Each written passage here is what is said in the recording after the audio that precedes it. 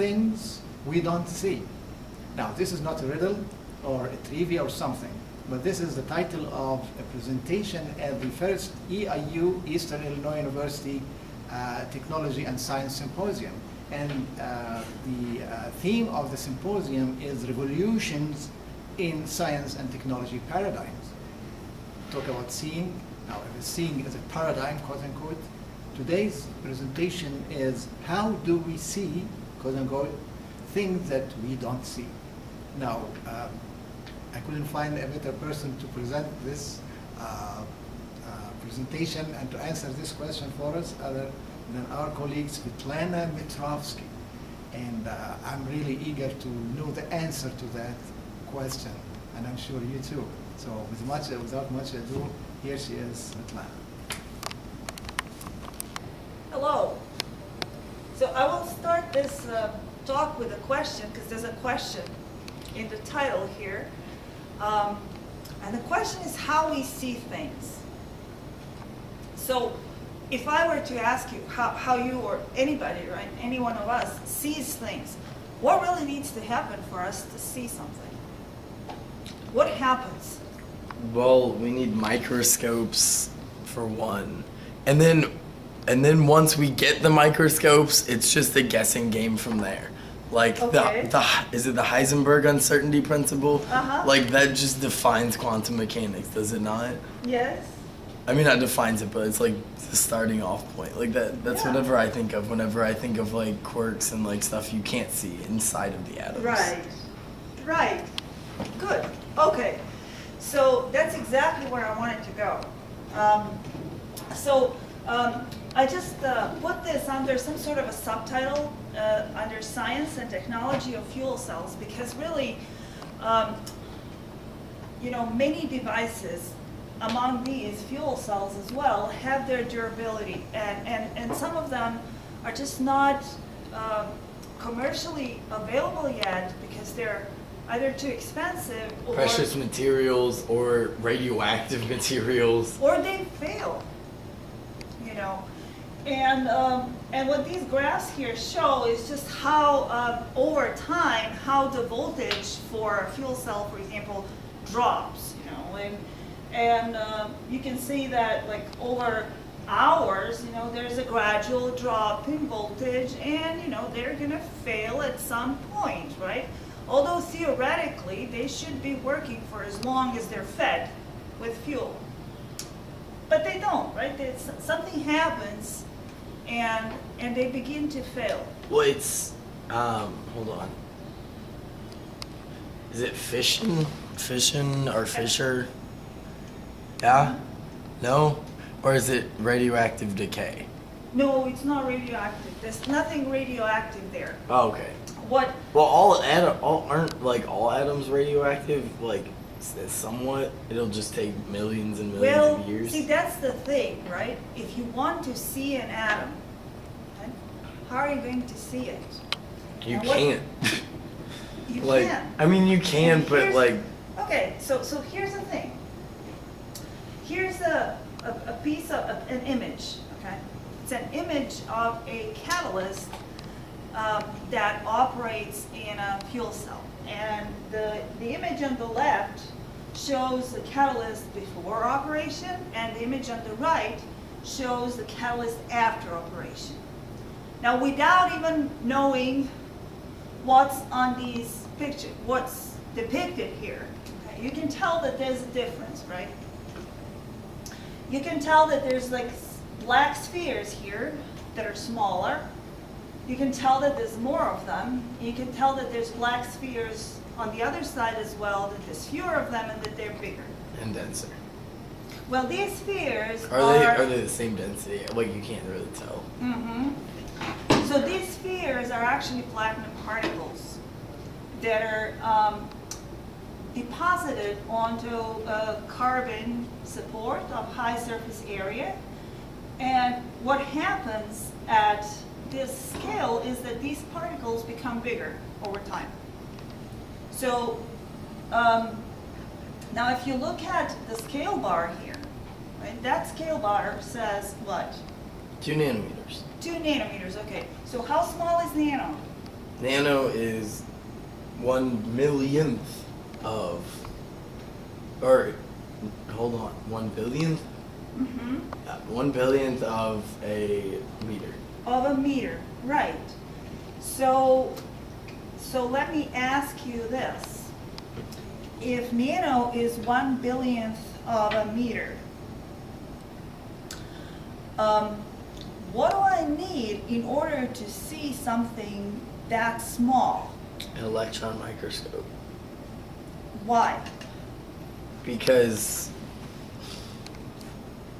I don't know if I could really like tell you the why, but like all I know is that they use it, and that Uh-huh. it takes like rough sketches of what an atom looks like. Yeah, okay, that's exactly where I wanted to go. Okay. I so just don't know, we like, see how it things. does that. Ah, okay, well, that's where we want to go. So here's how we see things, right? You see rays here bumping into an object, reflecting off of that object, getting into your eye, and then something happens within your eye, some chemistry happens that tells your brain that you see what you see, right? Physically speaking, there is a condition that these rays have to fulfill in order for you to be able to see that particular object. Well, it has to be in the color spectrum of the UV rays. Right? Uh-huh, right. And what are these wavelengths of the color spectrum? Wavelengths. Yes. I know it goes from like purple to yellow, and purple is These are the colors. purple's the smaller with like more hertz, Yeah, yeah, and then yeah. yellow is like the slowest. Okay, so look. Look. So Yep. here's what a red, wavelength sorry. is, okay? Yeah. So this is a distance, right, between two crests or two troughs, right? Okay, so for visible light, okay, that distance is somewhere between 400 and 700 nanometers. Yeah. So this distance here is between 400 and 700 nanometers. Is hertz wavelengths divided by time? Hertz is a unit of frequency, and that is, well, in a way, wavelength divided by time, or if you wish, that would be speed of light, right, divided, wavelength divided by the speed of light. Oh, Meters it's per second. so they're all the same. No, sorry, speed of light divided by wavelength. Yeah, because they're all the same It's speed. the other Duh. way around. But All it's right. just So- how fast that they move, because some of them are shorter. Uh-huh. So what does this have to do with what you can't see? This has to do with what you can't see, because we will reflect these lights off of something like on a glass transparent Uh-huh. slide on an electron microscope, and what will happen is like different types of lights will react with different like atoms. Yeah. Okay. Yes. I mean. So that wave, right, Yep. has to reflect off something. It doesn't have to. It can be absorbed as well. Yes, but for you to see, right, what you see. Yeah, Say you're looking at an object, right, and you're shining light at that object. That light has to come back to your eye for you to see it. Yeah, and if it absorbs it all, it's just black. Right. You can't see. That's right. So imagine this now. So we said this distance here is several hundred nanometers, right? Yep. And you want to see something that's of the order of 1 nanometer. So you want to see something that's 100 times smaller than this wavelength. Can you see it? No, you can't. So how did they get this image? Let's do nanometers. It's like not radio wave. Like what's on the other spectrum of radio waves? They must Gamma have rays, beta used- rays, alpha rays. They must have used some other wavelength, right?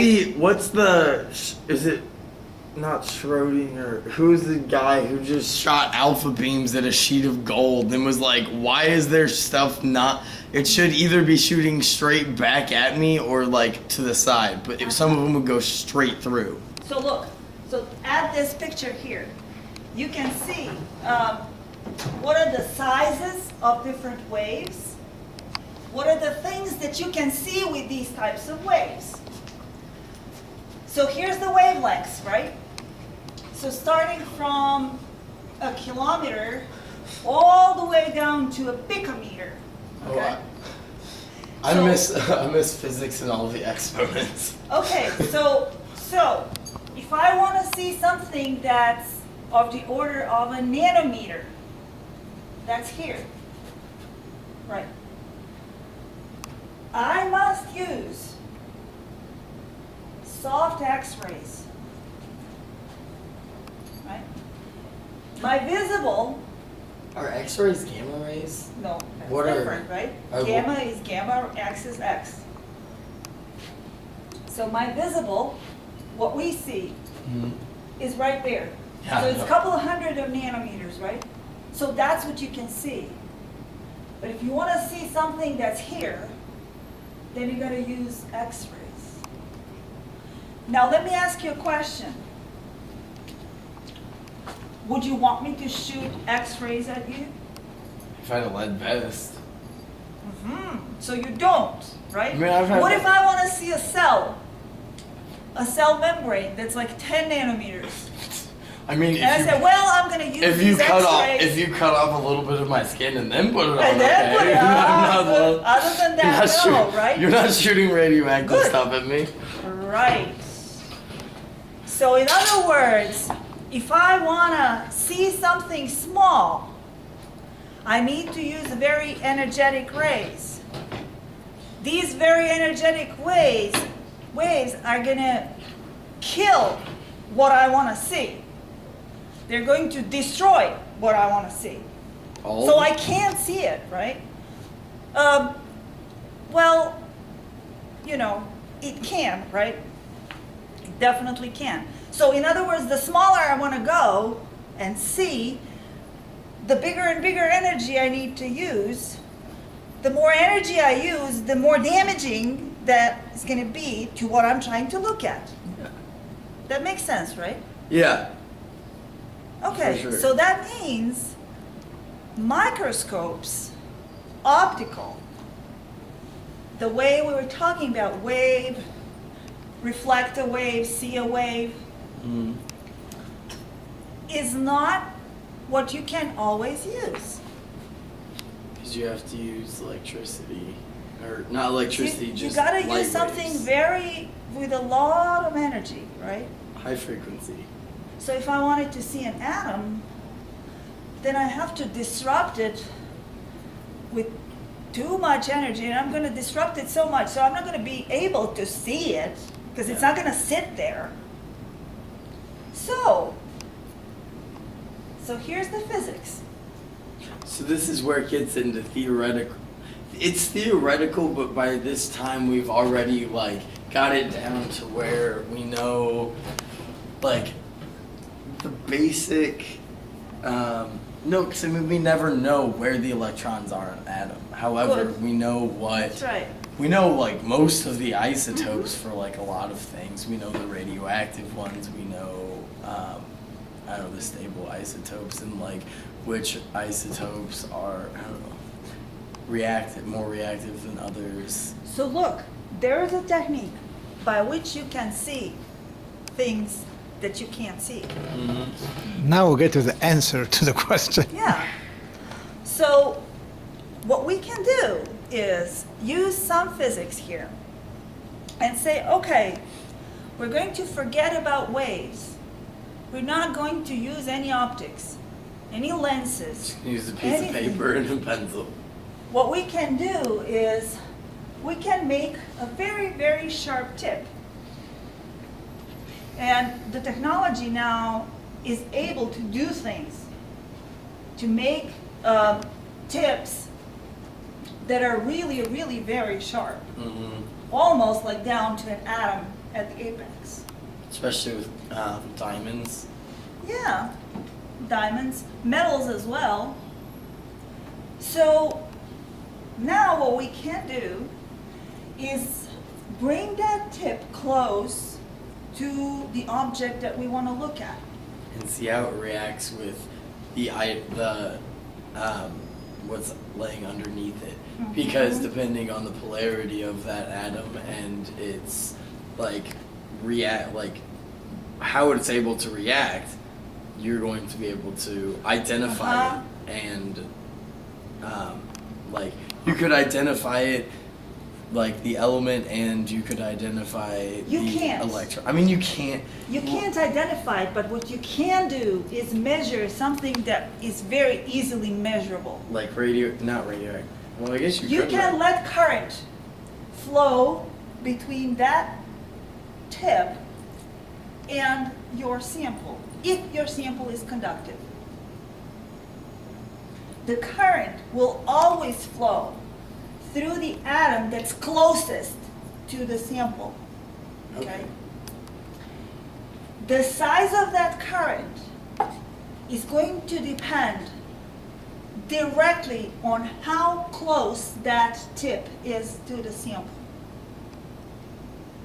So, by measuring the current, and because the current depends on the distance of the tip from the sample, you can get a topography image of that sample, and really on the size limit of the size of the tip, right? You Yep. can see that, right? The smaller this tip is, the smaller features you can see, right? So what you see doesn't depend on the wavelength of light anymore, but it depends on how well you can fabricate this tip and how sharp it can be. But you're still using electricity, though. Sure. Which is But waves. atoms That's like- waves, isn't it? It is, but atoms like electricity, right? I mean, electrons not- are part of atoms, right? Not all not all atoms. So these currents are really small, Mhm. like Oh, yeah. really, really small. If you have It's almost difficult to measure them. That's a bigger problem than actually there's having a current. So one way is through passing current. Another way is we don't have to pass current. What we can do is, because when putting things together and when they get close enough, attractive forces start playing in between the two objects. it's just water. You can do this right now with your fingers. Pretty much. Water, anything. and then take 2 drops and just do that. Uh-huh. Yeah. Because good. water is a polar molecule, so it sticks to one another. Right. Good. So when they get close enough, they're going to attract each other. And then when they get too close, they start repelling each other. So, whoop, something like this, right? So if this tip deflects, and it does when it gets close enough to the surface, depending on how strong these forces are, the tip is going to deflect to a different extent. So here's a situation where I don't have to pass current. All I have to do is be able to control that distance in a way that I can put the tip close to the surface and then measure the deflection of that tip. Now, what do I measure? I actually measure, again, current. So here's a tip. Here's a laser shining on the tip. The tip is moving across a surface, and as long as the surface is perfectly smooth, the tip will stay at one distance, right? Hmm. But at the point when there is some bump on the surface, the tip will deflect. That deflection will be registered because this laser beam that's reflected off of the cantilever It here. will have a different frequency. Yeah, well, it's shining very, on very this slightly photodiode, different. and there's going to be some current. And that current is going to depend really on how much that tip deflects. So you actually get to a point where you get a microscope, right? That's not really using optics, right? There's no lenses, there's nothing, no It just energy measures waves. waves. But yes, you are measuring waves, and you are measuring something that's really, really easy to measure, and that's current. And that's easy to measure, the easiest thing to measure. So here's a picture. Finally, we get to an electron microscope. Here's a picture. There's no electron microscope. That's the wave. That's the atomic force microscope. That's the one with the tip. Okay, what? Does that have how many nanometers are on there? So I was gonna Can't say. say, no, you can't really. It's like You'll have to trust me here, that this is 2 micrometers, 2 micro, so that's and that these colors that's a going million. Or 2 million, 2,000 nanometers, 2,000. nanometers in width. But what matters is this height, right? The height going from black to white, Yeah. okay, it's about 20 nanometers. So all Okay, this so- color, right, is not real color. We can dye it any way we want, Yeah. But And what- you just dye it to give it value. right? So the black is a 0, the orange is somewhere between 0 and 20, and like the white is 20 nanometers. So these bumps here that you see, and you can see them pretty well, right? They're somewhere between 0 and 20 nanometers, right? Height. Like Tall, tall.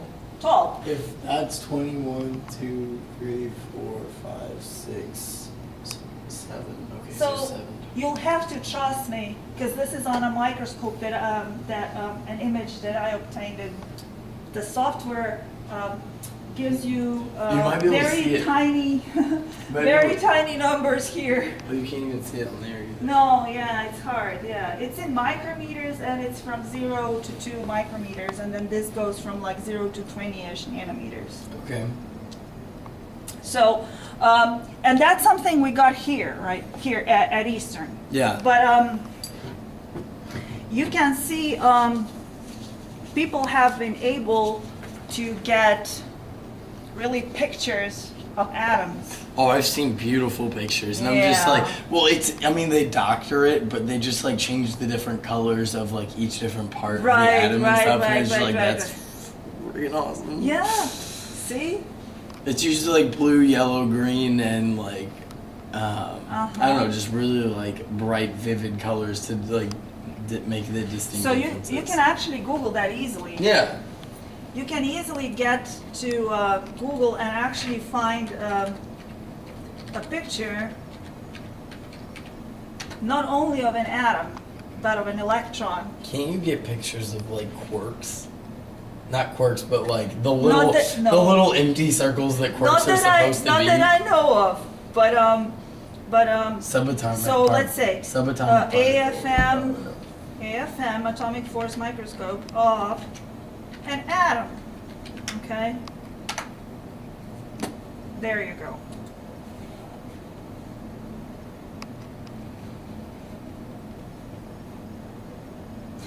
And so there's no optics, right? We're not looking into anything. What we are doing is we are measuring either currents or forces. And then we are mapping these currents and forces over a surface, and you really do get images. Yeah, I mean, is that something or is that? That looks to me that looks to me It's like a a carbon benzene ring. Yes, Right. carbon chain. That's right. Hydrocarbons. Right. And I don't know, well, so no, this looks to me like graphite or something. Okay, yeah, so just Right. carbon together. So you just have like carbons. The thing is, I don't know why they're of different colors, Different isotopes. but arranged like that. It's just not fully completed. Like, out here it's still reactive, but like it's still ready to be able to attach onto some amino acids.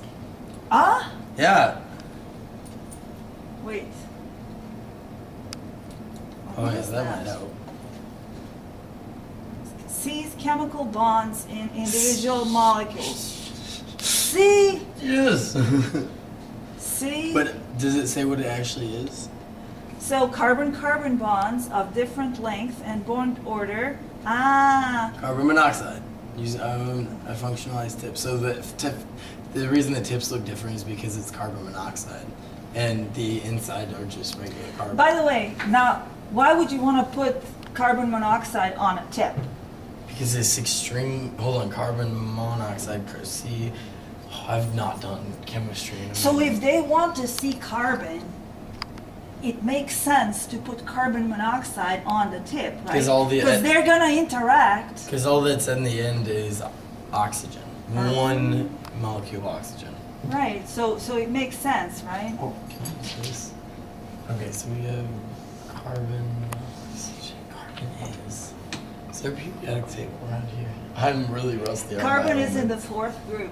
Fourth, so 4, 2, C. This is 4, this is 6, if that's what you wanna. No, CO is fine. That's carbon dioxide. It's carbon monoxide. That's but, carbon monoxide.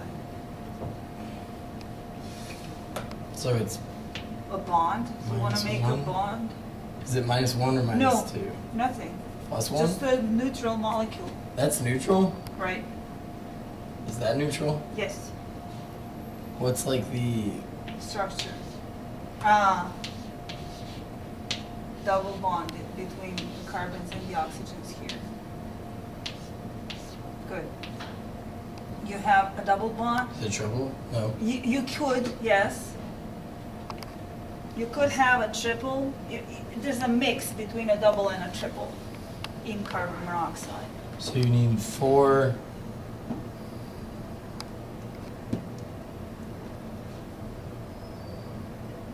I don't. What isn't this carbon still There's reactive? electron though? pairs.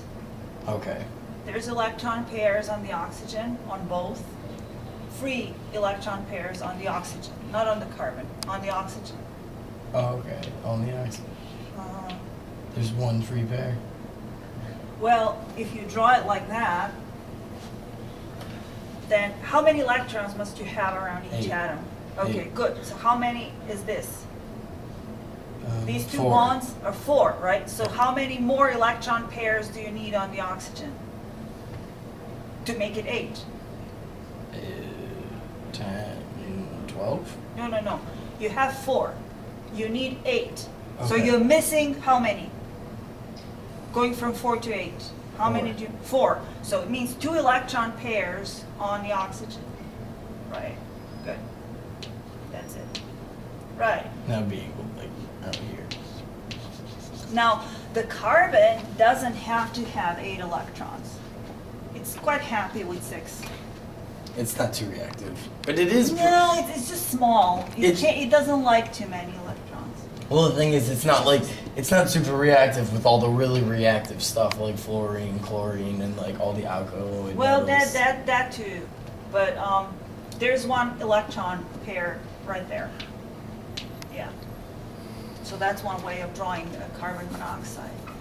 So see these electrons here, they take up a lot of space. And because they take up a lot of space, if you have a tip that has these molecules, right, onto it, these electron pairs like to interact with the surface, okay? So that's why I think they would coat a tip with carbon monoxide so that they're gonna better image carbon because of these electron pairs. That's my guess. That blue are those. Yes. Where are you from? Like. I'm from Edwardsville. I don't have like any college experience at all. I just read Stephen Hawking. Are you going to? I'm going to. Like, I can't I can't not go to college. Maybe What do you he. do over the summer? Over the summer, right. I mean, like, I used to work for Walmart and I ref soccer. Why don't you come work for me? Really? Yeah. I'll do it. Yeah. I'm free whenever. I'll be an intern. I don't even care. Are we looking at a modern Isaac Newton now or what? Okay, Yeah. but okay, I have one question. How would you define mass? Like, this is what my high school teacher asked me, and I cannot do it. How would you define mass? Like, personally. That. Personally, because I mean, textbook is just like whatever. It doesn't mean anything because it's like defining itself with itself because Yeah, it's something that has matter and matter is something that has matter. Like, no. Well, yeah, that's tough. But it's not the same as weight. No, mass has nothing to do with weight. Yeah. Weight is just something we created because we have different gravitational pulls. Right. But mass is something different, right? There's matter. What school are you from? Well, I teach here. You teach here? Okay. Yeah. Because I didn't know, because like there were a bunch of teachers coming in from other schools today, right? That are talking about or doing lectures. Yeah. All right. So, Anyway, so in my group, a couple of students are we're making fuel cells and so on, and we're trying to look at why things fail and so You guys on. have any We have that microscope. Really? Yes. How expensive was that? 250 Thousand? thousand. Was that just one year's like expenses? So that was the National Science Foundation grant from the Major Research So Instrumentation Program that I we bet you got. guys have an awesome telescope too here. The telescope, yeah, there is a telescope in the physics, yep. Astronomy, astrophysics. That's right, yes. So this microscope we share with physics and with geology because we, I mean, because anyone can use it, like chemistry, physics, biology. it takes time to get trained on it. Forensics. It takes time. It takes time and it takes patience and it takes Memorization. No, not No? memorization. Good hands, a lot of thinking, and a lot of time to just practice. Because imagine yourself, That's how you have everything to is. take that little tip, right, and you have to mount it on that I microscope. feel like the hardest thing though would be just to get the tip to the tip. Right. That's right. So that's where you have to practice. Because once you get the tip, all you have to do, I mean, you have to just shine the laser at it. Right. But I mean that's gonna be hard. But I feel like the tip. would be That the you worst. can do that, yeah. But to get the tips, to actually buy them, right? Because they would be the expensive part, right? That's you have to, and you're gonna break a lot of them during learning how to use the instrument, and breaking them, it's just like, okay, you touch something and it's gone, right? So so that, and then we look at, so once you get your hands in it, then you start looking at what happens to a fuel cell, for example. What happens to an electrode in a fuel cell if Well, that's if when it operates? No. I keep jumping to nuclear fuel cells when you No, say fuel that's cells. nothing to do with Do you guys nuclear. do nuclear stuff here? No, Is that not allowed? no, I don't. No, I just mean, is it not like, is it? I don't know. No, I don't think it's not allowed. I just think it requires special safety precautions, but other than that, no. Because I was going to go into the Navy nuclear engineering program, but Don't. I was just like, okay, They wanted me so bad too, because I got a Don't go there. I got a 92 like on the percentile scale. Like they take people in the 30s, and like they were gonna send me. Don't out. go there. I know, Nobody's no. gonna go nuclear later. No, they do. No. No, they do. I could have No. gotten it so easily. Go solar.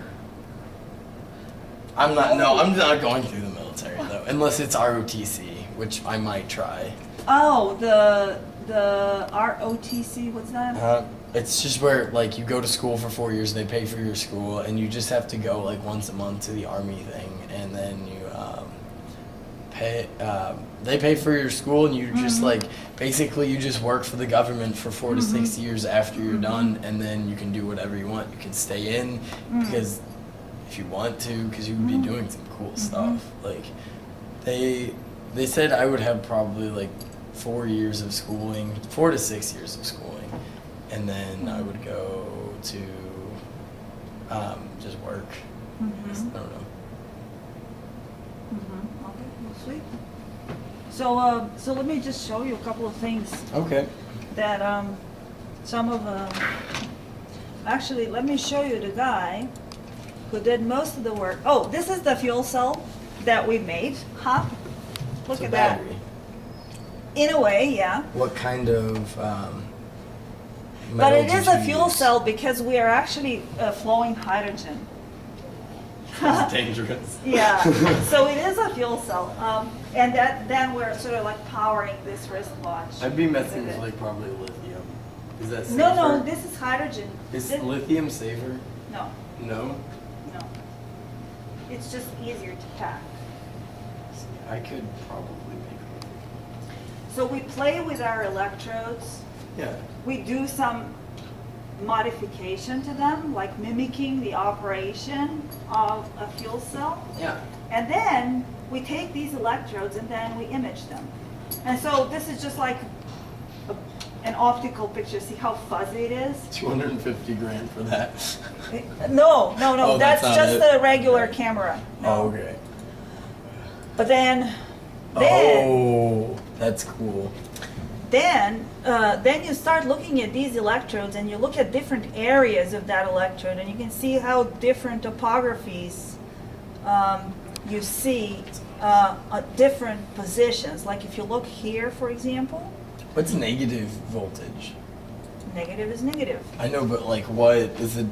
So It's with respect to something, right? What's negative temperature? does that mean there's more resistance than flow? No. That has nothing to do with resistance, just has to do with polarity, right? So if this is positive with respect to this, then that's positive, right? Okay. If this is more positive, then this is negative with respect to that, right? It's just relative, okay? What? So it means electrons flow in one direction if the voltage is positive, and they flow in the other direction if the voltage is negative. Okay. All right, that's the only Oh. difference. So it's direction, how electrons flow. Velocity. No, just how they flow, right? I can have the same voltage from 2 points, right? This could be a 0 and this could be a +1, right? And I can have electrons moving from negative to positive, right? From 0 to +1. If I reverse, they'll go in the other direction. Okay, I was confused. I was thinking for some reason it was more like regular tile or R. And I was thinking. Multiply. Okay, I always get confused. Yes. I was thinking that if you multiply the negative, not negative, if one. This is positive. It's always positive. This is either positive or negative. It but just depends on the direction. of direction. flow. That's it. And it really doesn't even matter, does Yes. it? Because it's just gonna flow one of two ways. Right. Or So it matters in these experiments. It would matter, right? can it flow in? Will it flow in a three-dimensional? Like, say you have a wiring thing set up. Okay, this is your fuel source, and here's a switch. So, What do you think? If you were drawn, say you're charged positively. Mhm. And there's something that's negatively charged over there. And then there's something that's even more negatively charged over there. And then there's something even more negatively charged over there. Where would you run? Wherever it's most negative, Yeah. right? Okay. So if we have, if it's flowing this way, would it be flowing that way? It would always flow in the Negative. direction of the, with there's the biggest difference, right, in the charges, or the biggest voltage. That's how it'll always flow, Okay. you know? It's like path of least resistance, you know, like I said, psh, I'm going there. I guess what I'm trying to ask is like, is it only negative, positive or negative, or like is there also Something in between. not that, but like okay, so if you have a negative, like the quadrants, here's 1, Uh-huh. 2, that's 2, 4.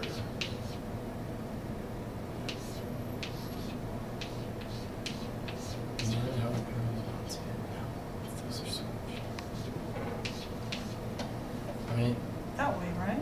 Yeah, 1, 2, 3, 4. Okay, so is that like I over R? No. So I don't know. I'll figure this out later. I don't even know what I'm like trying to ask.